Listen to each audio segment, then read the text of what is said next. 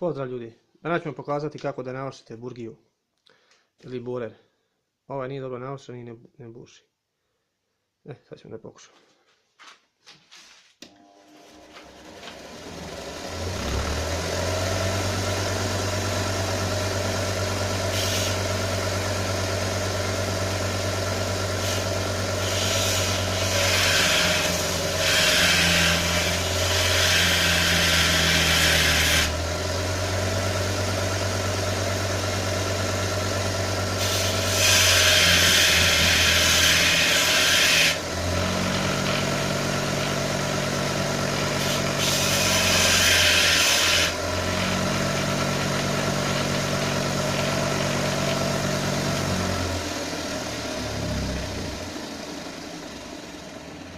Dakle, isti ugao, ista dužina s obje strane.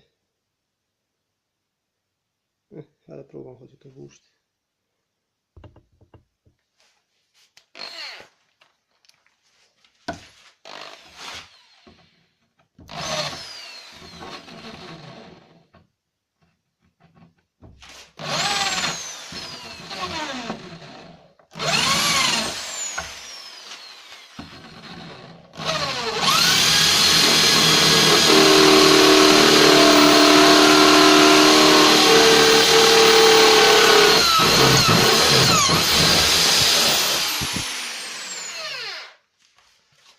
Eto vidite, buši, samo tako.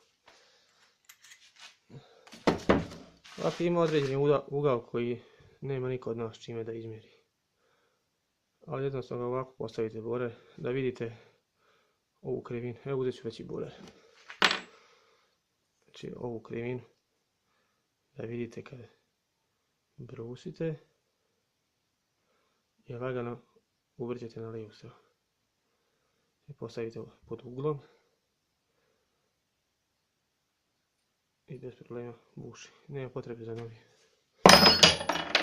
Ili kupite ovakav set burgija 100 komada i onda nema problema. Pozdrav!